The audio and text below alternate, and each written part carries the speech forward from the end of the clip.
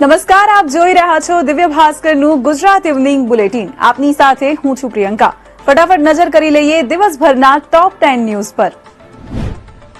કેન્દ્રીય ગૃહમંત્રી અમિત શાહે ગાંધીનગરમાં ધારાસભ્યો માટે ફ્લેટનું ઉદઘાટન કર્યું. 1819 સ્ક્વેર ફૂટના 5 BHK ફ્લેટ્સ 600 વૃક્ષોની વચ્ચે છે, જેની કિંમત ₹1.5 કરોડ છે. ધારાસભ્યો પાસેથી આ ઘર માટે દર મહિને માત્ર ₹37.50 વસૂલવામાં આવે છે.